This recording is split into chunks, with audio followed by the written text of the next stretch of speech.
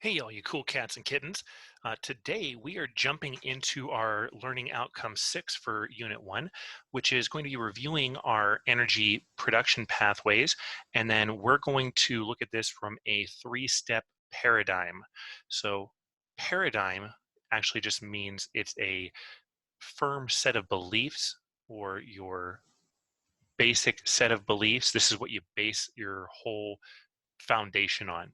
So when we talk about the three-step paradigm for energy metabolism, we're talking about your three different steps to go from your substrate to ATP. And it looks a little something like this when we first start this off. So first, we're going to have our three substrates, which are going to be carbs, proteins, and fats.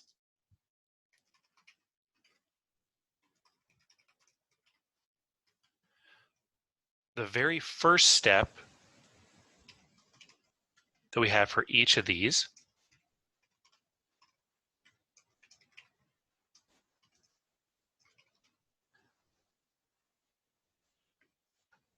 is going to be specific to each one of our substrates. So glycolysis occurs for carbs, deamination occurs for proteins, and beta oxidation occurs for fats. Remember, we're skipping the first step for both proteins and fats because those happen prior to actually starting the breakdown here. So for example, lipolysis releases the fats or the triglycerides and turns them into fatty acids. Then the beta oxidation takes the fatty acids, turning them into acetyl-CoA.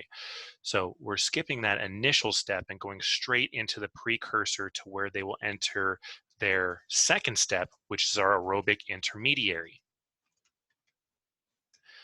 For all of these, it's the same here. It's going to either be your citric acid cycle, CAC, or your tricarboxylic acid cycle, TCA. You may also know this as the Krebs cycle. They all mean the same things. But once you enter the Krebs cycle, you have to use oxygen. To get to the Krebs cycle, you got to pay for the entrance, and the entrance is oxygen. Remember that only glycolysis is going to be able to give us ATP without using any oxygen. So once we get here, we have to use oxygen. And then when we reach our final step, this is where we get all of our ATP. This is our money maker right here. This is the electron transport chain. So this is really the three-step process you're going to take to go from your initial substrate all the way down to the end of this, which forms our electron transport chain and gives us all of the ATP that we're going to need. Now, here's our overall summary of this. So, like we said, when we start out, let's say we start out with proteins. Proteins eventually are going to give us acetyl-CoA.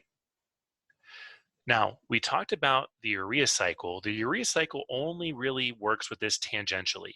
So what this does is with the urea cycle, you're taking ammonia, adding in carbon dioxide.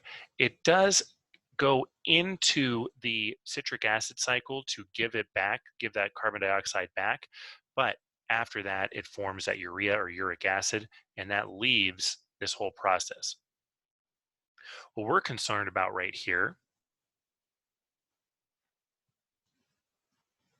is this step where your proteins are broken down into amino acids and they eventually turn into acetyl-CoA.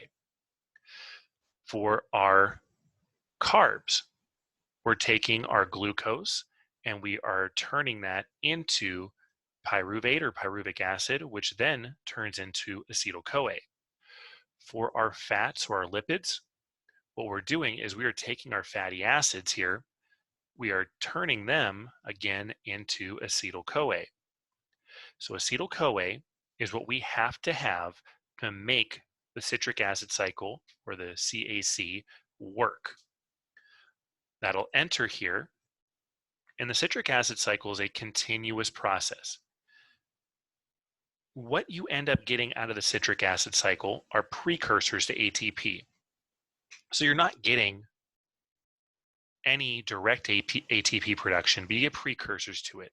Those are then sent to the electron transport chain, which is where we get our ATP production. So step 1 is right here. Step 2 is right here. And step 3 is right here.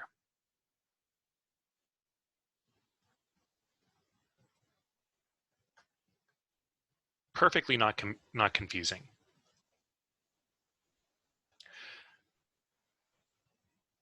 Now, as I said, you may see the citric acid cycle called a number of different things. You may see it called TCA, which is the tricarboxylic acid cycle. You may see it called the Krebs cycle or the citric acid cycle, or CAC. All the terms are interchangeable. They all mean the same thing. You're going to see a whole lot of different molecules that all occur in this. Now, for all you biochemists out there, this is all really, really important. To give you just the understanding or the basic overview of this, what you should recognize are just a couple of these. So remember, acetyl-CoA is what we have to start the citric acid cycle. So it's called the citric acid cycle because it starts out with turning acetyl-CoA into citrate. Citrate, citric acid, you see how the terms form there. What you should know is acetyl-CoA, NADH, NAD, and that's really about it. Just for your future reference, anytime you see a word that ends in ACE, ACE equals an enzyme. Enzymes have one purpose and one purpose only. They don't do our reactions, they make our reactions happen faster. If you were to try to do metabolism, so if you were trying to do even this cycle, just the citric acid cycle without enzymes, it would take hundreds of years to break this stuff down without enzymes. That's how slow it happens. But since we have enzymes, it happens in an extremely fast speed. So acetyl-CoA, the NADH, those are our two most important molecules that we'll have coming out of this. The way I like to think of this is it's like an oil refinery. If I get oil out of the ground, I can't put that into my car and use it to make my car run right away. So my acetyl-CoA is like oil. My citric acid cycle is like my refinery. When I eventually turn that into ATP, that is like my gasoline.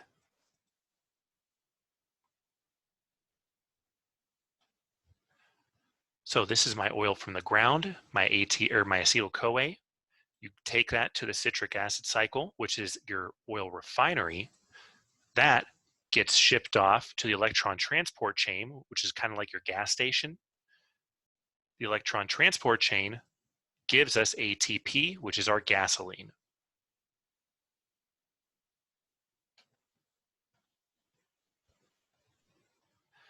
Now, once we get here to the electron transport chain, this is the final step. This is where all of these precursors come together and finally we get ATP. All of our metabolic pathways end here. They also have to be done through oxidative phosphorylation. Oxidative refers to oxygen. Phosphorylation means you are adding phosphate. So what's happening is you end up taking ADP, which is adenosine diphosphate. The phosphorylation happens here when you add on an extra phosphate, and then that turns into ATP, or adenosine triphosphate, or energy.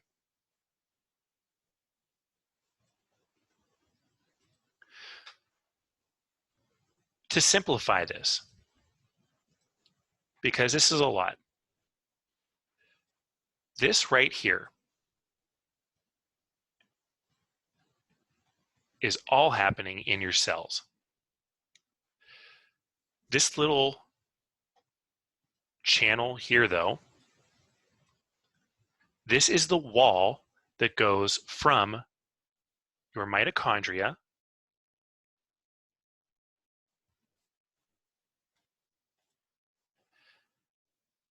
and this is your cell. So it's labeled here as the intermembrane space. It's really just empty space. It's just stuff that's outside of the mitochondria. This inner mitochondrial membrane, that is your border wall.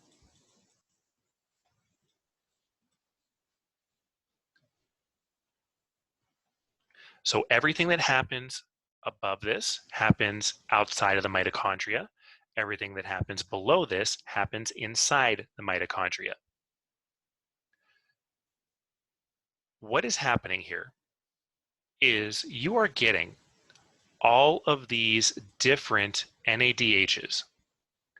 They're all coming here and they are being transported through these different channels. So they get shot out, like from the mitochondria, out of the mitochondria, and then they'll go back into the mitochondria. And in this process, they are releasing these hydrogen ions. So the NADH, remember, is NAD plus H. They're losing that H as they go through these channels. When you combine the hydrogens here along with oxygen, so oxidative oxygen, you get water.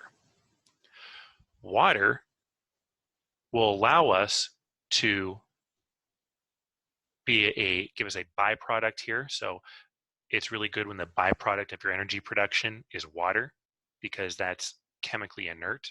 Nothing bad's going to really happen there. And then again, we have an ATP synthase. ACE again means an enzyme. So you are taking that ADP, which already exists in the mitochondria, adding in NAD, or I'm sorry, adding in the hydrogen that came off of the NADH, and that is going to, along with the ADP, add an extra phosphate to it, giving us ultimately our ATP, or our energy. So in short, NADH shoots up and down in these channels. You take oxygen, you take ADP, you take phosphate, you add them together, you get ATP. So if we put it all together, here's what we get.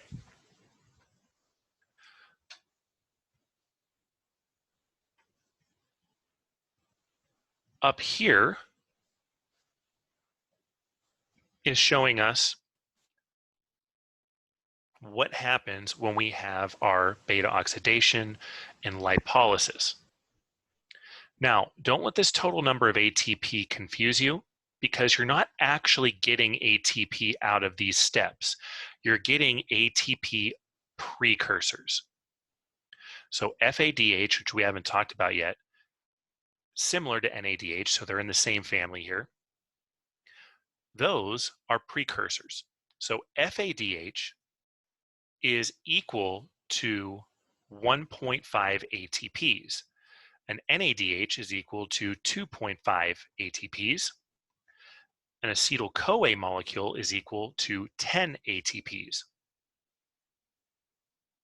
And here's your nice little equation to figure it out.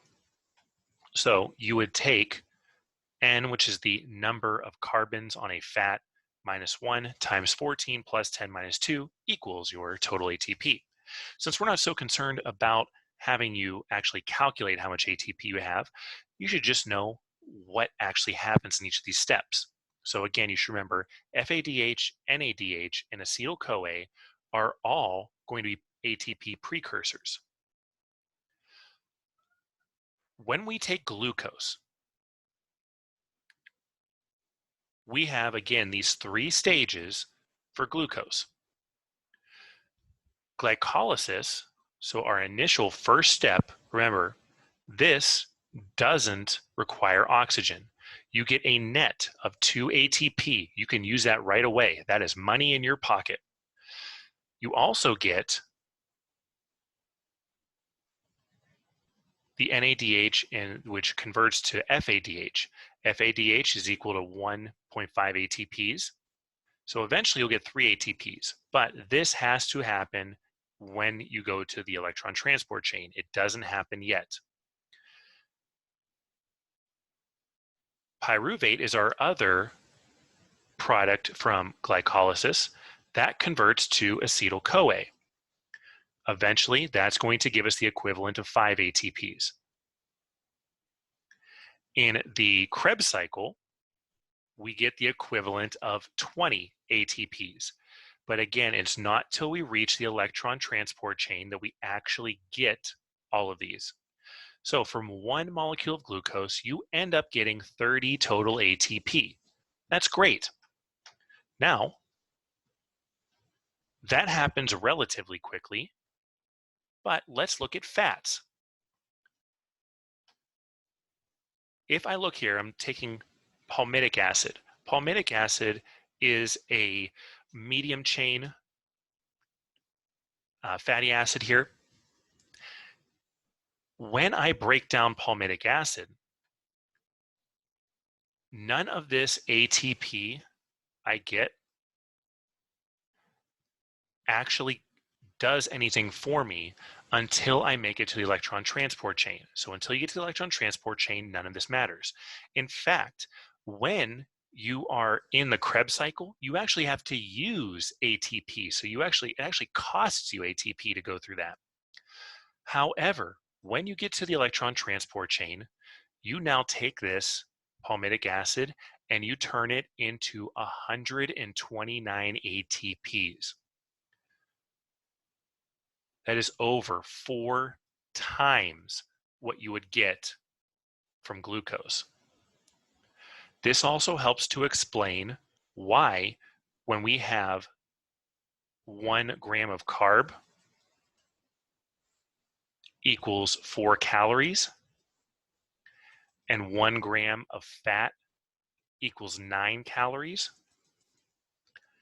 there's a lot more stored energy in fats. So for the same volume, you get a lot more ATP.